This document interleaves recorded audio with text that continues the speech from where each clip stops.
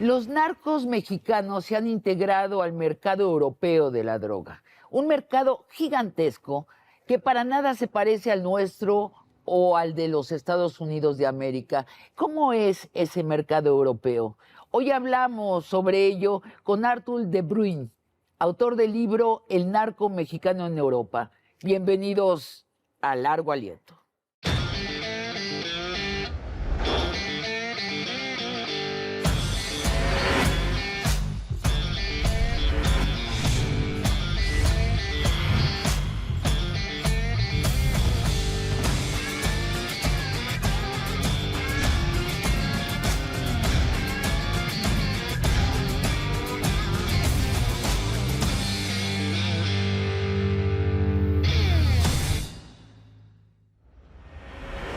Artur de Bruyn, bienvenido a Largo Aliento. Así es, gracias por la invitación, Sabina. En holandés, ¿cómo se dice tu nombre? De Bruyn.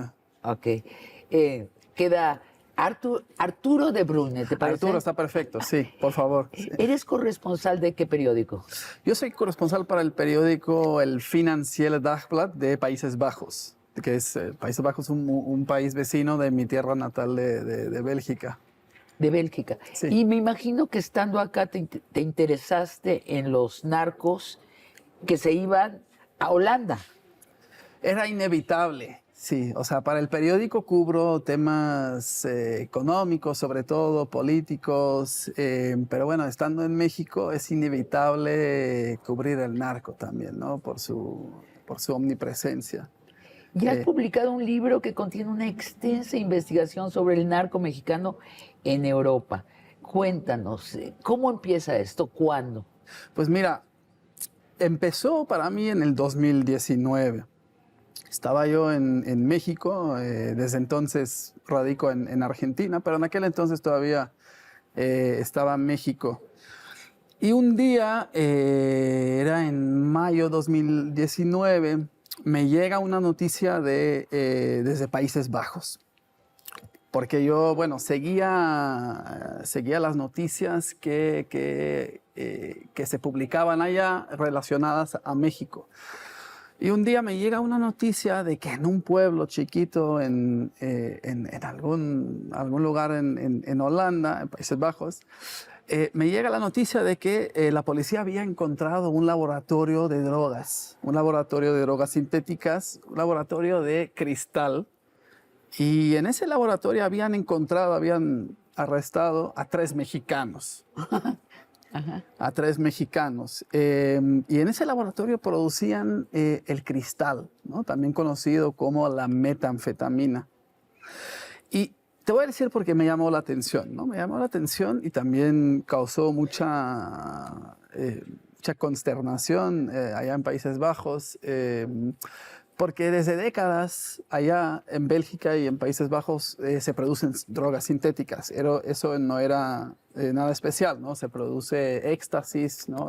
También conocido como la MDMA. Y la anfetamina clásica, que también conocida como speed, ¿no? Eso llevan décadas produciéndola. La metanfetamina no la producían.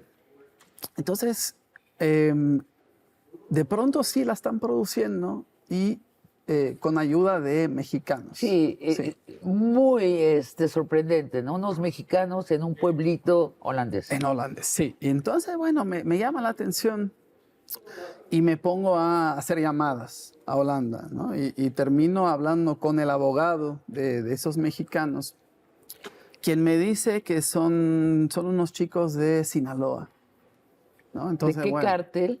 del cártel de Sinaloa, ¿no? Del estado del cártel, Sí, ¿no? sí. Me dice que son de Sinaloa, que son unos jornaleros y que se los habían traído A cocinar la droga. No, de hecho, so pretexto de que iban a trabajar en la construcción o algo así, pero no se me hizo muy creíble eso, ¿no? Entonces, bueno, me pongo a investigar más y resulta que unos meses antes habían descubierto en Países Bajos otro laboratorio de metanfetamina también donde trabajaban también mexicanos, no solo mexicanos, sinaloenses también. Ajá, ajá. Entonces me dije, aquí está pasando algo. Está pasando algo en el submundo de las drogas en Países Bajos. Y ¿Investigas y qué estaba pasando? pues, ¿qué estaba pasando? Eh, que se estaba creando una nueva rama en el narco allá, una nueva rama que es la producción del cristal. Y ahora, ¿esto era una iniciativa mexicana o era una iniciativa europea y estaban importando cocineros mexicanos? Justo lo que dijiste, sí. Necesitaban, bueno, te tengo que dar una lección en química, una breve lección en química para explicarlo. Bueno, como te decía, ¿no? Producen drogas sintéticas desde muchos años allá en Bélgica y Países Bajos. Entonces, hay los insumos, hay el material, los laboratorios, hay de todo, ¿no? Lo que no había era un conocimiento específico, porque de hecho, para producir la anfetamina usan los mismos insumos, más o menos, que para producir éxtasis y esas drogas, solo que para la metanfetamina se quedaban con la mitad en residuos inutilizables, ¿no? Entonces no era muy redituable porque los insumos son caros, etc. Y los mexicanos que hicieron es ellos saben reutilizar digamos, esa basura, la mitad de la basura, la saben reciclar y saben hacer de ella droga muy potente, sí. Y es mucho más cara en Europa, ¿cierto? Es más cara, sí, sí. ¿Qué ha pasado aquí en México en los últimos años? Ha habido una sobreproducción destinada a Estados Unidos y han caído mucho los precios. ¿Cuántos dirías que ya han importado los cárteles europeos? ¿Cuántos mexicanos? Pues en total fueron arrestados unos 30 mexicanos. Fueron arrestados, condenados, pasaron pena, estuvieron en la cárcel 2, 3, hasta 4 años a veces. Y muchos de ellos ya regresaron a México. Cuéntanos de alguno de ellos que conoces y que platicaste con él y que te parece que vale la pena que nos hables de él. Sí. Mira, entonces el caso del cual me enteré, ¿no? En el 2019, entonces me pongo a hablar con el abogado de ellos y dos de los tres eran o son hermanos, me contó su abogado. Entonces, bueno, sigo el caso y termino yendo al juicio de ellos en Países Bajos, ¿no? Su juicio fue en el 2020, era la pandemia, pero igual se hizo el juicio de ellos, ¿no? Fueron unos 2, 3 días en una ciudad en el sur de Holanda. Yo asistí al juicio, yo estuve ahí atrás de ellos, sentado en la banquita de prensa. 2 chicos, Diego y Víctor. Y aquel día, aquella ocasión de su juicio, yo decido de realmente conocer la historia de ellos. Yo quería conocer su historia, quería profundizarme en el tema, quería investigar qué había pasado con ellos, ¿no? Entonces, los condenan a unos 3 años. ¿Y qué hago después? Les mando una carta. Les solicito una entrevista, les mando una carta ahí en la cárcel en Países Bajos. Y durante meses no escucho nada de ellos. No escucho nada, entonces me estaba decepcionando un poco, porque realmente para explicar ese fenómeno quería saber la historia sobre todo de los mexicanos que fueron allá, ¿no? Hasta un día recibo en una dirección mía en Bélgica, recibo una carta de ellos, una respuesta. Y me expresan expresan cierta preocupación, cierto temor para hablar con la prensa, pero al final acceden a un encuentro en la cárcel. ¿Y cómo son físicamente? ¿Son muy sinaloenses? Supongo que sí. De hecho, son duranguenses. Duranguenses. Sí, y son originarios, y eso supe. Supongo que no van vestidos con botas y vaqueros. No, eso no, bueno, en la Ya cárcel. van vestidos como europeos. Sí, porque bueno, llevan tenis, pantalones. Ya normales, hablan ¿verdad? holandés, francés. No, eso no, porque... ¿Hablan en español? No vivieron allá, hablan español, sí, mexicano, además, ¿no? Porque no migraron allá, sino solo fueron para hacer... Ah, ¿que ya solo fueron, quiere decir, por unas semanas o ya se Unos meses. unos meses? Sí, Y unos estaban meses. ahí cocinando la droga. Sí, solo fueron, sí, por eso, ¿no? Bueno, entonces, durante este primer encuentro en la cárcel, yo hablando con uno de esos dos hermanos, me platica la historia de ellos, ¿no? Y me cuenta que son originarios y eso explica también mucho de todo este fenómeno, ¿no? Y me platica que son originarios del famoso Triángulo Dorado, del cual tú me hablaste hace ratito. Son originarios de un pequeño rancho del Triángulo Dorado. Y bueno, en esta zona, como bien sabrás, las familias, ¿qué hacen? A pesar de cultivar el frijol, el maíz, cultivan un poco de amapola. No sé, es la gran exportación del Triángulo Dorado. Correcto, sí, La porque droga. es el único, digamos, es el único cultivo que deja billete, ¿no? Porque viven tan alejados de cualquier mercado que no pueden vender su producción de maíz o de frijol, pero Claro. bueno, para la amapola o la marihuana, pues bien. Entonces son de compradores. allí se los llevaron directo. Son de un pequeño rancho, ¿no? Ajá. Entonces, bueno, la familia de ellos producen amapola, producen un poco de marihuana, pero ¿qué pasa? Primero, en Estados Unidos se legaliza, porque, bueno, producen estos dos cultivos para Estados Unidos, obviamente, ¿no? Pero ¿qué pasa? En Estados Unidos, uno, se legaliza la marihuana, entonces cae mucho la demanda para este cultivo en el Triángulo Dorado. Dos, llega el fentanilo. El fentanilo que desplaza casi por completo a la amapola, ¿no? ¿Por qué? ¿Porque es muy satisfactorio usarlo o es más barato o ambas Es cosas? más barato, ¿no? Es más barato. Y más, el efecto es muy más intenso, poderoso, ¿no? es más Es más compacto. poderoso. Entonces, para un traficante es mucho más interesante Sí. el fentanilo que la amapola. Además, la amapola necesitas regarlo, necesitas terreno para cultivarlo. Y esto nada mientras más lo que- cocinas. ¿Cómo? El fentanilo lo cocinas en un laboratorio. Sí, o bien o lo importas desde China y sí, listo, sí. ¿no? Puedes Ya. eliminar toda esa cadena en las sierras, ¿no? No necesitas tanta mano de obra. ¿Y qué nada de eso. encontraste con estos dos hermanos? ¿Sentían algún remordimiento o no? ¿Es un negocio más?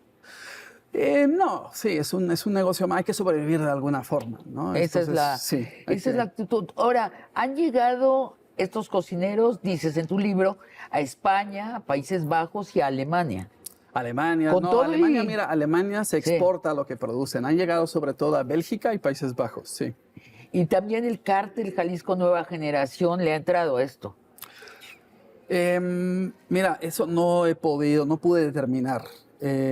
Al contrario, mira, cuando llegan esos mexicanos a Bélgica y Países Bajos, pues causa mucha preocupación, ¿no? Sobre la llegada de cárteles, porque obviamente un mexicano asociado a las drogas solo puede pertenecer a algún cártel, ¿no? Entonces, bueno, esos países hay mucha preocupación, en los medios también. Sí, claro. De inmediato hay especulación también de que esos hermanos pues forman parte de un cártel y que... ¿Y sí o no? No.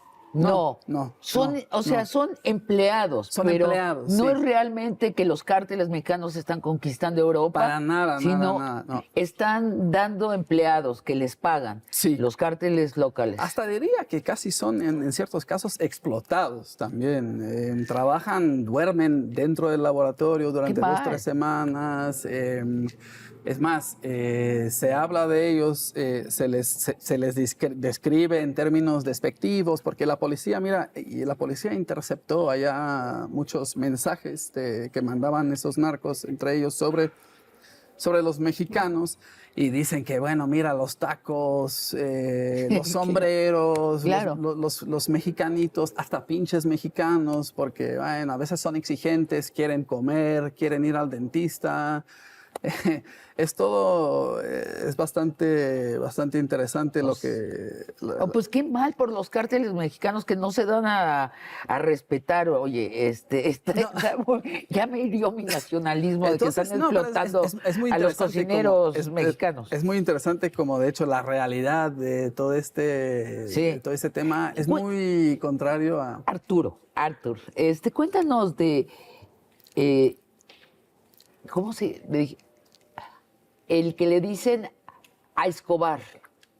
¿Quién es a Escobar? Que es una vertiente Ice con Escobar. Sí, Ice obviamente, ¿no? Es Un sobrenombre de del metanfetamina, del cristal. Y Escobar, ¿no? Todos lo conocemos, Pablo Escobar, el famoso narco colombiano. Sí. Mira, es un apodo. El apodo que dieron los narcos holandeses a un mexicano con quien colaboraron. Y ese mexicano es un mexicano de Michoacán, además del municipio de Buenavista. Y yo lo conocí en mi investigación, ¿no? Yo lo conocí, de hecho cuento también su historia en mi libro. Y lo fui a ver hace unas semanas en la prisión en Países Bajos. Y ese mexicano, ¿qué hizo? Él sirvió de intermediario entre los narcos holandeses que necesitaban de mano de obra o del conocimiento especializado, ¿no? de los mexicanos, y de intermediario entre ellos y los mismos cocineros, porque es el Pablo Escobar, que de hecho en realidad tiene otro nombre, pero... Él vivía en España, ¿no? Y es de Tierra Caliente, de Michoacán, entonces, y es una zona de producción de drogas también aquí en México, y por eso conoce cocineros. También conoce a narcos holandeses, y así sirvió digamos, de intermediario, de broker, como se conoce, y él consigue cocineros para los narcos holandeses. En México es obvio que el sistema judicial y penitenciario está infiltrado por el narco, ¿no? Entran con Pedro o Juan por su casa, coima de por medio. ¿En Europa es así? Sí, existe corrupción, sí, obviamente, ¿no? Porque entran cantidades enormes de cocaína, por ejemplo, a los puertos de Bélgica y de Países Bajos. Y entonces, bueno, eso no puede pasar sin Coimas. colusión, sí. Entonces, bueno, sí existe corrupción, hay funcionarios aduaneros, policías, ¿no? Que Entonces, ha habido casos, pero no diría que es una corrupción tan generalizada y Ajá. sistematizada como a veces aquí en México. Porque nosotros tenemos la percepción de que Europa son las democracias con ley, con un sistema judicial, con una policía decente. Así nos los enseñan en las películas. Yo me acuerdo que cuando llegó esta serie de novelas de escandinava que se llamaba Millennium, el gran shock de los lectores mexicanos era: existe corrupción allí, porque nos han pintado a Europa como un lugar, tal vez el único lugar del mundo donde se respeta la ley. Y sí, o sea, vamos, no hay tanta impunidad allá como la hay aquí, ¿no? Pero sí hay corrupción, no puede existir. Y, por ejemplo, Países Bajos es conocido como un narcoestado casi, ¿no? En Europa, que también es importante saberlo. Hay una producción enorme de esas drogas sintéticas, sobre todo. Pero vamos, no hay el mismo grado de conflicto armado alrededor de todo eso, ¿no? Entonces, los narcos de allá, de hecho, mantienen bajo perfil, mientras que los narcos de aquí, ¿qué hacen? Producen videos, ¿no? Con 20, 30 hombres armados hasta los dientes, diciendo, somos gente del Mencho y así, ¿no? Bueno, eso es todo lo pero sin contrario. embargo retratas una Europa que consume muchísima droga. Claro, sí, sí, tal vez más que aquí. Más, Sí, exacto, sí, eso es lo sorprendente. sí. O sea, Es muy normalizado el consumo de claro. drogas, ¿no? La cocaína, las píldoras de éxtasis, ¿Y es qué muy integrado, es casi tan normal como tomarse una Heineken allá, ¿no? Sí, Diría, sí. así lo retratas. Entonces, ¿cuál es la moraleja para México? Seguramente tú has meditado en esto, o sea, probablemente es que estamos tratando muy mal el asunto de la droga.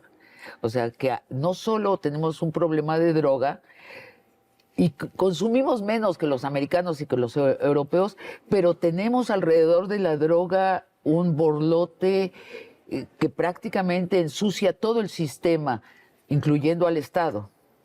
Sí, de hecho te cuento una anécdota, ¿no? Por ejemplo, el papá de esos dos muchachos, ¿no? Duranguenses de los cuales te hablé. em, entonces, este papá, ¿no?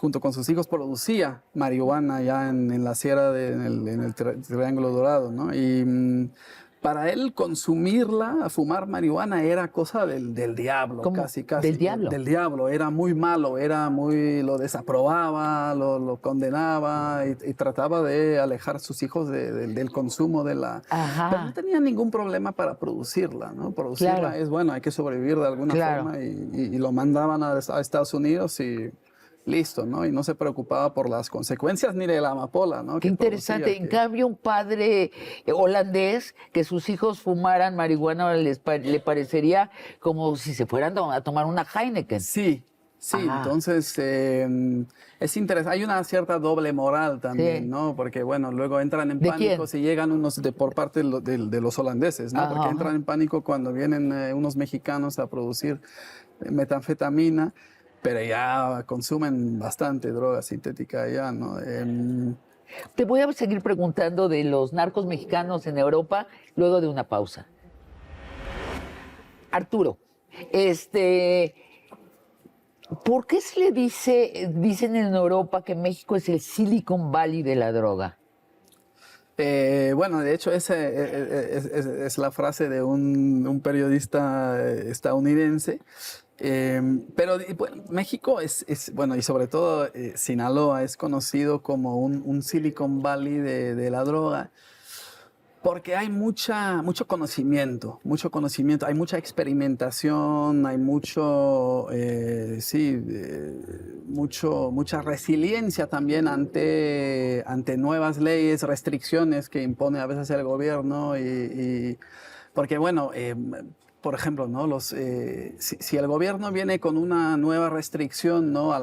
Por ejemplo, a la compra de cierto insumo químico, los narcos, por ejemplo, de Sinaloa, van a buscar una solución. Siempre, siempre buscan una solución. De hecho, yo una vez para mi libro entrevisté un investigador de la DEA, la Agencia Antidrogas de Estados Unidos, y él tenía cierta admiración para digamos, el Los conocimiento. narcos sinaloenses. Sí, y su conocimiento químico, ¿no? Ajá. De hecho, este hombre de la DEA no era, o sea, no era un agente, sino un científico que analizaba a veces muestras de drogas que ¿Y venían. qué te contó que habían innovado los sinaloenses? Y entonces, porque ¿qué hacen? Bueno, por ejemplo, ¿no? Los sinaloenses o los mexicanos hace años para producir cristal usaban un insumo llamado efedrina. Ajá. Efedrina que sirve para, pues, repito, para hacer el cristal, ¿no? Bueno, obviamente, ¿qué hace el gobierno después de unos años de enterarse de que los narcos usan ese insumo? Lo prohíbe, ¿no? O restringe o complica el acceso a la efedrina. Bueno, el narco no se va a quedar sentado haciendo nada, no va a buscar una solución, Sí. va a buscarle cómo. Entonces, bueno, buscan otro insumo, otro precursor se llama, Ajá. bueno, va a seguir produciendo. Entonces, no siempre va a buscar una solución, va a innovar. Y entonces, bueno, me dice este agente de la DEA que no estamos nosotros no estamos peleando con organizaciones criminales, estamos peleando con una rama de la ciencia, la química. Y la química no la puedes parar, ¿sabes? No puedes. Y eso es lo que pasa en Sinaloa, ¿no? Hay una constante innovación ante restricciones por parte de las autoridades para seguir produciendo, ¿no? Y eso pasó. Y ese conocimiento, esa innovación, la exportan a Bélgica y Países Bajos, donde yo también entrevisté a científicos forenses, científicos ¿Y de qué la te policía, decían? que admiran también que es cierto, o sea, el conocimiento mexicano, sí, la verdad. O sea, hay un espíritu muy improvisador en México. Improvisador, Nadie sí. se para por alguna ley química. No. O sea, acá nadie se va a parar No, por y leyes entonces, bueno, de ninguna índole. Como hay innovación en la Silicon Valley real, ¿no? Sí, claro. Tecnológica, aquí hay bastante innovación química, ¿no? ¿Cuántos narcos mexicanos dirías que hay en Europa? ¿Lo has calculado? No lo he calculado, pero bueno, en mi investigación determiné que fueron arrestados unos 30 cocineros allá y también intermediarios que organizaban el negocio. Y de hecho es muy particular porque el intermediario del cual te hablé, ¿no? Que fui a entrevistar hace poco en la cárcel, ¿qué hizo él? Él consiguió cocineros para narcos europeos, ¿no? Pero lo importante es que los mexicanos nunca fueron dueños del negocio, repito, Sí. fueron contratados, pero la droga que producían no la vendían ellos, o sea, la droga se la quedaba a los holandeses, ¿no? Ellos solo fueron pagados por su trabajo, entonces, bueno, la droga ni era de ellos, eran trabajadores, ¿no? Pero este intermediario recibió una sentencia de casi 15 años. Y los narcos holandeses, que digamos, jefe de él, ¿no? Que Sí. digamos que se quedaban con la droga y que se hacían ricos, ¿no? Que se enriquecen con este negocio, fueron condenados a unos 7, 8 años. ¿Y qué? ¿Es racismo eso? ¿Es racismo? No, ¿sabes lo que es? Yo creo que quisieron hacer un ejemplo de los mexicanos, ¿no? Para desincentivar a otros de que fueran allá. Pero bueno, vamos, hablé con él hace unas semanas y realmente está enojado, cree que su sentencia fue injusta, sobre todo porque sus Y sí, sus ¿no? jefes, los encargados, recibieron más o menos la mitad. ¿Y ¿no? qué dice la prensa europea de esto? La prensa ha olvidado el tema un poco, o sea, Sí. sí, los mexicanos establecieron este nuevo... ¿Qué es otra gran diferencia entre el consumo de drogas en Europa y en México y en Estados Unidos? Acá las noticias sobre el narco, bueno, ya incluso hay una teorización de que estamos ante un narcogobierno. En Estados Unidos es mínimo el reportaje sobre la captura de narcos y demás, y siempre que hablan de narcotráfico, hablan de México y dices, bueno, alguien traficará la droga en Estados Unidos de América, y si ustedes tienen el mayor ejército de la historia del mundo, es muy raro que ustedes no solo no los paren, sino que ustedes y sus comentaristas y periodistas nunca se refieran al tráfico interno. Es cierto. Y en Europa de por sí no es noticia para nada. Está normalizado el consumo de la droga a pesar de que es ilegal. Sí, Me refiero a la diferencia en cómo el periodismo reportea el tráfico de la droga en los 3 lugares. Está normalizado, pero a la vez causa cada vez más problemas, ¿Sí? ¿no? ¿De qué A veces índole? hay más violencia, a veces alrededor del el negocio, entonces eso causa cierta preocupación de que, bueno, de que esos países, Bélgica, Países Bajos, vayan a ser también devengan un narcoestado, ¿no? Hay corrupción, entonces hay preocupación sobre eso también, sí. Entonces hay también hay una normalización en el consumo, pero también preocupación a veces en la prensa sobre las consecuencias, digamos, de ¿De qué tamaño es el consumo? ¿Lo tienes contabilizado? Sí, a veces, bueno, por ejemplo, han hecho lo que hacen a veces en Europa es tomar muestras de del acantarillado, se llama. Alcantarillado. Alcantarillado, sí. Y sobre eso pueden, sacan conclusiones sobre el consumo de drogas, ¿no? Wow. Sí, sí, bueno, en ciudades como Amberes, que es una ciudad portuaria en Bélgica, por donde entra, o sea, que es tal vez la mayor entrada de cocaína a Europa.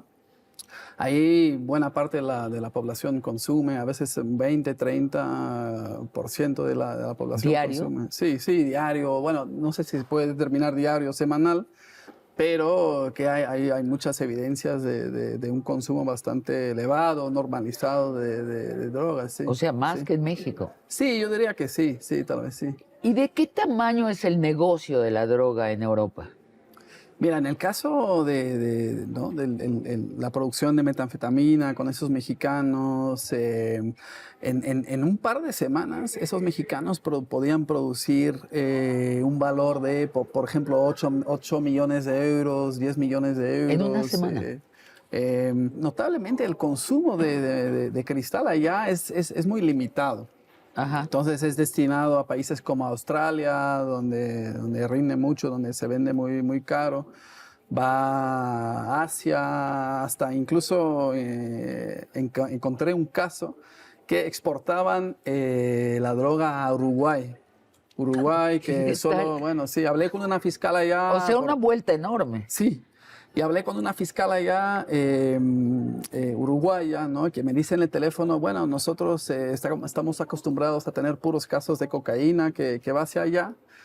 Y de pronto le llega un día, interceptan allá un cargamento de metanfetamina de Países Bajos, producido por mexicanos. Entonces esos mexicanos han contribuido a un poco nuevas tendencias digamos, el tráfico de drogas internacional, ¿no? Sí. Claro, entonces no está contabilizado, pero es un negocio muy, muy grande. En México, suponemos, porque no hay números seguros, que es la primera exportación del país. No tiene esa importancia económica, supongo, en Europa, ¿o sí? Incluso así aquí que llega a niveles del turismo, ¿no? O sea, ingresos comparables Sí. al turismo. En Europa no supongo que es una parte importante del PIB, ¿o sí? Sí, sí, sí, sí, bueno, si la gente consume, si el 20 o 30% de la población consume cocaína, pues es Tienes razón. sí, entra mucho dinero. De hecho, hay preocupación de que todo ese dinero vaya después a ser lavado en bienes raíces. Entonces, sobre todo, hay mucha preocupación sobre eso.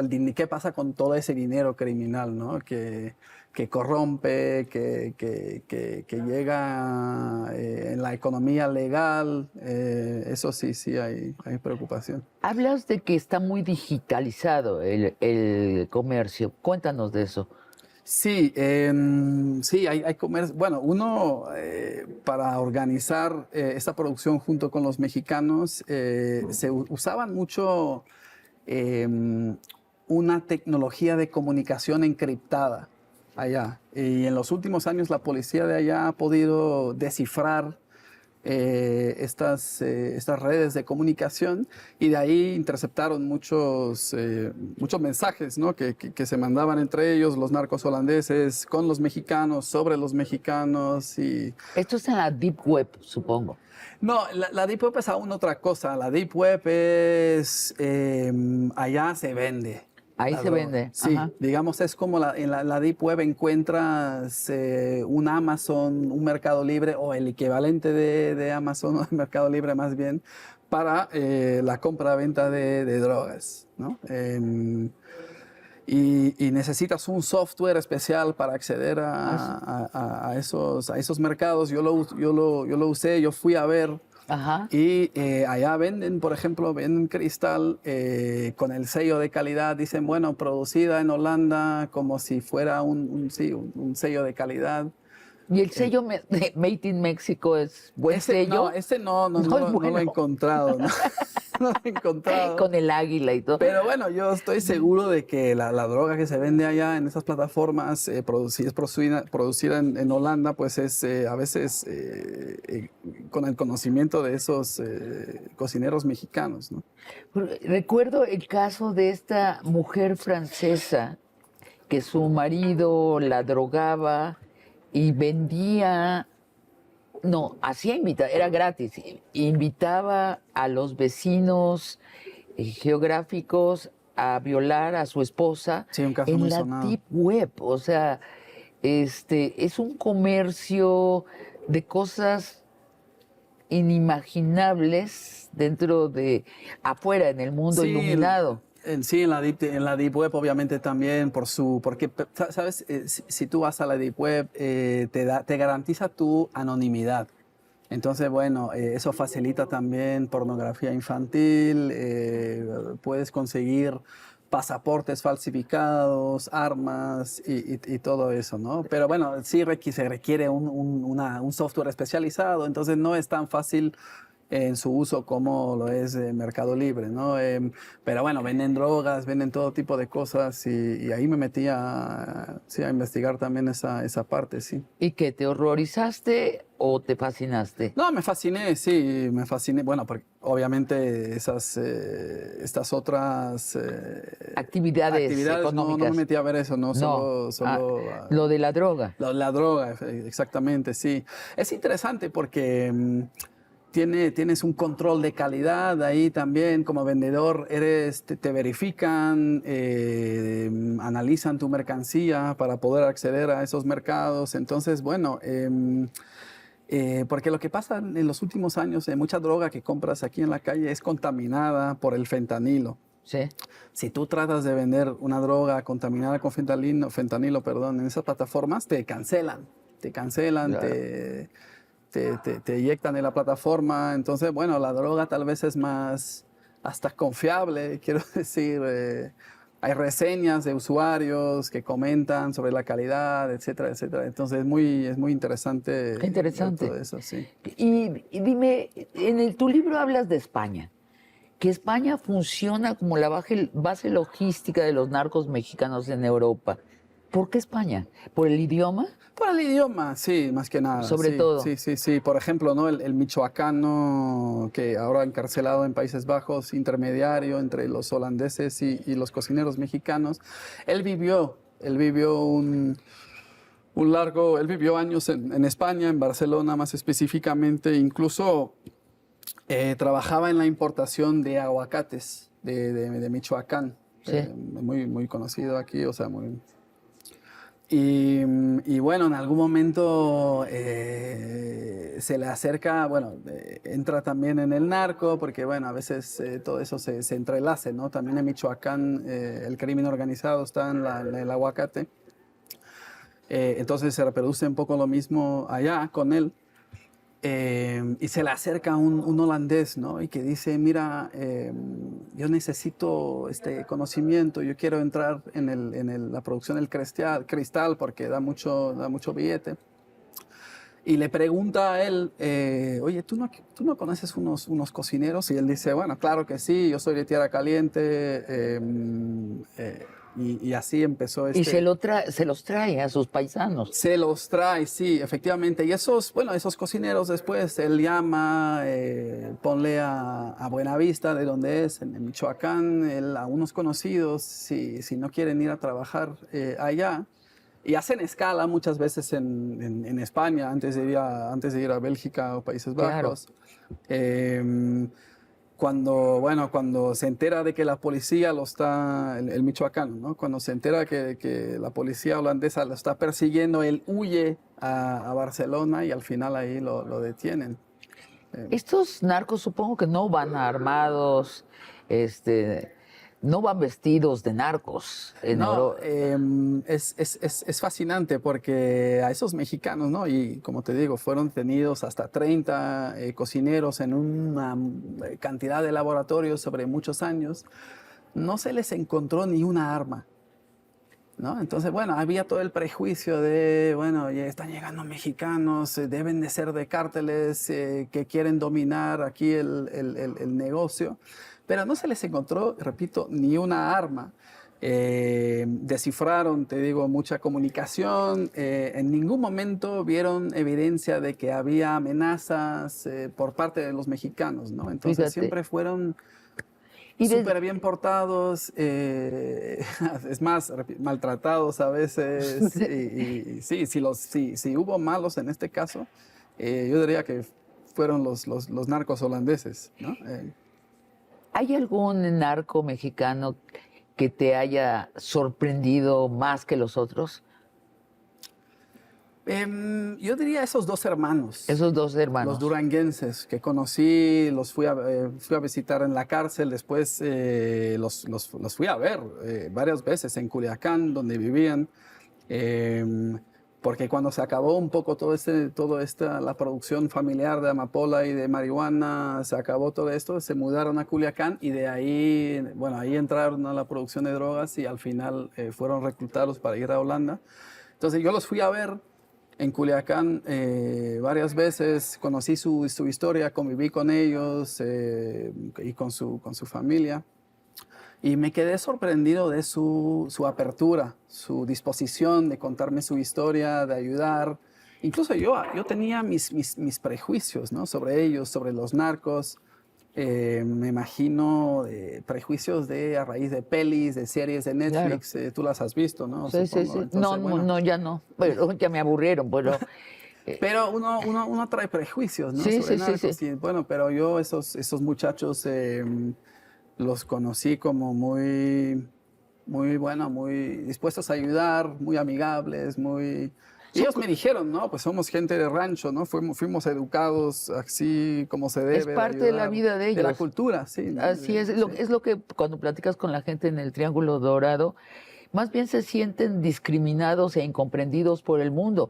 Dice, estas son nuestra contribución a la especie humana y nos la criminalizan. A mí alguno de ellos me dijo, si los gringos hubieran inventado todo lo que nosotros inventamos, ya sería legal. Claro, Y me sí. decía incluso, la marihuana se legalizó en Estados Unidos en el momento en donde ya tenían los cultivos suficientes para cumplir con el mercado local. Se esperaron a que se desarrollaran las granjas de marihuana lo suficiente Claro, ya. y cuando las tuvieron, ahí legalizaron. Y es un negocio millonario allá, ¿no? Si tú vas hoy día a Nueva York, en todos lados huele En todos a marihuana lados. y es producida allá, mientras antes era producida en México. No, y Sí. digo, hay tienditas y donde te venden todas las versiones, gomitas, pipas. Pues es igual en Países Bajos, sí. En los Países Bajos, ¿qué droga está legalizada? La marihuana, por supuesto. La marihuana, sí. ¿Nada y más? ciertas drogas de diseño se les llama, que son drogas químicas, sintéticas. Están legalizadas. ¿Y Sí, cuáles también no? porque cada día se inventa una nueva droga y a las autoridades les cuesta mantener o seguirle el ritmo a los narcos, ¿no? Como al igual aquí en México también. Entonces, bueno, se inventa una droga y hasta un año después se ilegaliza. Entonces hay también mucha innovación allá, ¿no? El narco no para en ningún lado, yo diría. Vamos a un corte y volvemos para nuestro bloque de conclusiones. Arturo, los policías europeos, hablabas de que tenían un prejuicio contra los narcos mexicanos, pensaban que iban a ser mucho peores, mucho más criminales. Sí, que iban a atender, ponle cuerpos de puentes, a dejar ¿Esperaban cuerpos eso? tirados. Claro, sí, claro. Sí, al inicio existía la pánico. La expectativa o sea, se esperaban allá a ver las mismas escenas de violencia extrema como las hay en México, ¿no? Realmente desde el inicio también los medios muy preocupados. Pero la realidad fue muy distinta, fue muy otra. ¿Y cómo te explicas que los narcos mexicanos no han hecho una ofensiva a ese El segundo mercado más grande de la droga del mundo, después Pues, de Estados Unidos. alguien me acuerdo, me lo explicó un policía de allá, ¿no? Que bueno, mucha de la producción en Países Bajos, la producción de drogas, se sitúa en una zona muy comparable a Sinaloa, una zona que ha sido, bueno, a veces abandonada, olvidada, sobre todo la zona sierra, ¿no?, de Sinaloa, donde la gente pues ha aprendido a defenderse sola, ¿no? Sin ayuda del gobierno, sin ayuda de nadie, ¿no? Donde hay una cultura muy de autonomía, ¿sabes? Bueno, de defenderse, ¿no? Sí, sí, sí. Entonces, bueno, allá se sitúa y era un policía de allá, me cuenta, mira, si aquí, o si unos narcos de aquí, holandeses, fueran para Sinaloa, nadie, no se les permitiría ahí empezar un nuevo negocio, ¿no? Tampoco hablan el idioma, no Por la conocen a competencia. nadie, no conocen a nadie, entonces, pues es imposible, de hecho, y lo mismo se puede decir bueno, si unos mexicanos van allá, si no saben el idioma, no... ¿Qué cárteles dominan el mercado europeo?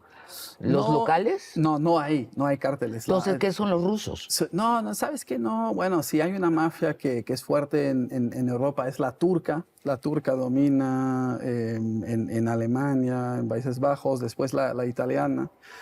Pero la manera de organizarse allá es lo que un historiador llamó anarquía criminal. Son pequeños emprendedores que trabajan con un amigo, un hermano, un primo. ¿Qué tal? Y que todos son independientes, todos son freelancers, ¿no? Y solo se organizan por el tiempo que dure cocinar 1 tonelada, 2 toneladas de droga, ¿no? Bueno, buscan tal cocinero, buscan tal tipo que produce los barriles, ¿no?, que usan para sintetizar la droga. Y se juntan solo para unas semanas y después, bueno, aquello trabaja con él, el otro trabaja con fulano, y es todo bastante... es una estructura también que resiste, ¿no? Sí, muy flexible. Muy flexible, anda, sí. Y que se regenera Sí. fácil. Sí, porque Claro. como no son organizaciones criminales monolíticas, ¿Ya bueno, ves? sí. Y la estructura patriarcal es muy mala, hasta para el narco. O sea, descabezas a un cártel y se vuelven locos los terratenientes. Ajá. No, acá es mucho más Es todo muy natural. sí, bastante orgánico, pequeña escala, no son Un todos aprendizaje independientes. para nuestros narcotraficantes, menos patriarcados, señores. Europa, desde México, se ve como una sociedad llena de satisfactores y con una solidaridad interna distinta a la mexicana o la norteamericana. Lo que nos estás diciendo derrumba todos estos prejuicios positivos que tenemos. Yo te preguntaría, ¿por qué se droga la gente allí en Europa? Y buena pregunta, porque tal vez porque se aburren, tal vez tienen tanto lujo o bienestar, tanto dinero que bueno, que en el fin de semana tienes todas tus necesidades satisfechas y tal vez llegas a aburrirte un poco, ¿no? Y buscas una satisfacción artificial, sintética, tal vez. Tal vez es esto, puede ser, sí, sí. Porque sí, es un tipo de consumo de droga como muy hacia el placer, no es a la desesperación o la gente Sí. tirada en la calle como en Estados El Unidos. hedonismo, sí, sí. De Es hecho, un hedonismo al éxtasis, esas burgués. pastillas se le llama, sí, se llaman party pills, ¿no? Es una droga de fiesta, ¿no? Y la gente va a festivales de música y bueno, se echa una pastilla, ¿no? Junto con su cervecita. Porque es disponible, es barata, se produce allá, entonces realmente es un producto local, ¿no? ¿Y qué crees que va a pasar con los cárteles mexicanos? ¿Van a llegar más a Europa? Ya nos dices que no crees porque ya está copado el mercado, pero ¿sentiste en algún momento alguno de tus informantes que te decía, no, si quieren llegar a conquistar el mercado o no hay tal? No logran imponerse. ¿Quieren? Es un poco un mito también que, bueno, que los cárteles mexicanos, cuando se habla de los cárteles mexicanos tienen presencia en todo el mundo, Sí. ¿no? Uno cree que, bueno, pues el cártel de Sinaloa está en Bélgica, está en Amberes, pero nunca... Vamos, la realidad también otra vez es otra, ¿no? No logran imponerse, no logran ni entrar sin, digamos, colaborar con narcos locales, ¿no? Y siempre son, bueno, en el caso de Países Bajos, por ejemplo, son los narcos locales, que son los jefes y que solo, bueno, que necesitan o que colaboran con los mexicanos el tiempo que sea necesario, ¿no? Y ¿qué pasó? Copiaron la receta mexicana y ya se la saben, la aprendieron de los mexicanos y los mexicanos, bueno, hay unos cuantos que quedan en la cárcel y se acabó, ¿no? Ya no hay, sí, se acabó. Sí, Y se última tuvieron pregunta, que ir. ¿qué tenemos los mexicanos que aprender como sociedad del manejo de los europeos del negocio de la droga? Porque acá pone en crisis a todo el Estado y en Europa no. ¿Qué tenemos que aprender?